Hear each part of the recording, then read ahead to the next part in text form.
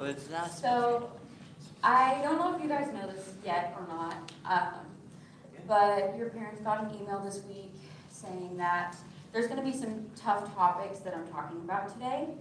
Um, Basically, I'm going to be going over depression slash self-harm slash suicide, which are extremely deep things to talk about and are especially close to me.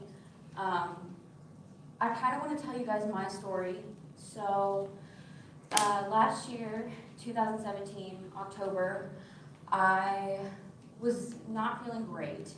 It was 2 months had gone by where I was up and down with my emotions. Like, I'd be fine one day, the next day I was crying and I didn't know why. This was really tough for me because I just didn't understand. I pushed it away like, it's fine, everybody has their bad days, we all go through that. But it wasn't until I broke down crying in front of my whole family, saying that I didn't want to be here anymore, that I realized that it was deeper than just, hey, I'm kind of sad today.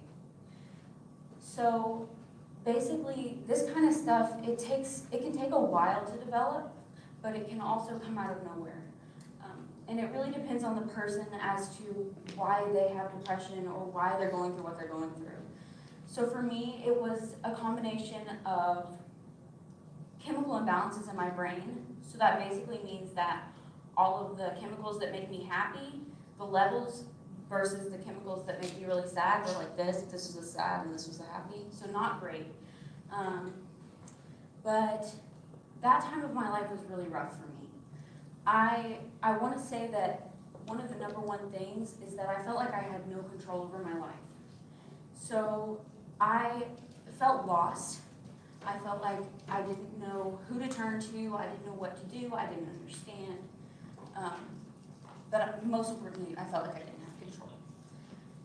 It is extremely hard to actually admit, not only to yourself, but to somebody else that you're struggling with depression or anxiety or something along those lines, any form of mental illness. It's tough. It really is. It's overlooked a lot because some people could just say, oh, no, just go talk to your mom, say, hey, girl, I'm sad. But it doesn't really work like that.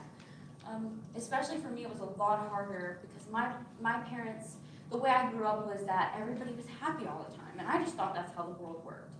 So when I was dealing with this stuff, I didn't really know how to accept it. Acceptance is one of the hardest things, but it's something that has to happen, and you have to accept it to yourself first. And I'm not saying diagnose yourself with depression, because not everybody has depression. Sometimes you can just be sad, and you're just sad. It's just a bad day.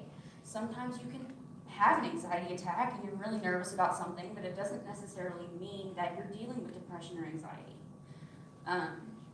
For me, I got to the point where I felt like I had no control, which led me to feel like I didn't need to be here. Every day, I would go through my life, and it felt pointless. I felt like I had no one to turn to. I had nowhere to go.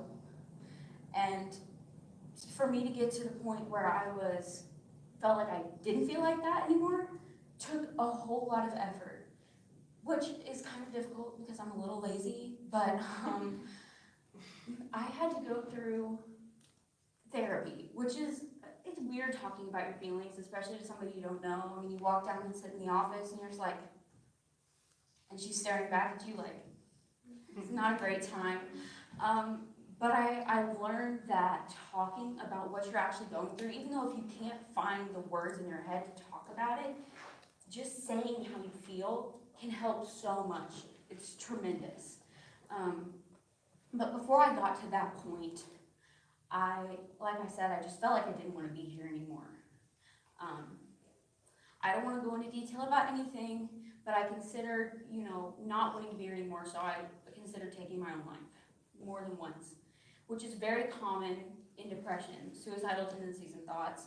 That also goes along with self-harm, which is another topic for another day, but basically to sum it up, there's different parts. There's the physical, you can hurt yourself, or you can hurt yourself emotionally. You just bully yourself every single day thinking that I'm not good enough, I look this way, I look that way, so nobody's gonna like me, or whatever it is that you're going through personally. So that can turn out to be a bunch of different things.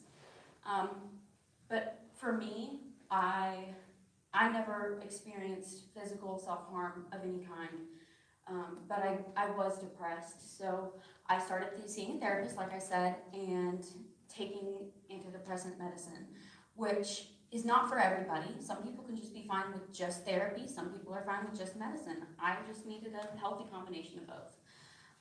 The medicine was to make those levels I talked about earlier balance out to here. So I was fine. And I still take them, and they're great. It's a good time. So I want to talk about how to get help.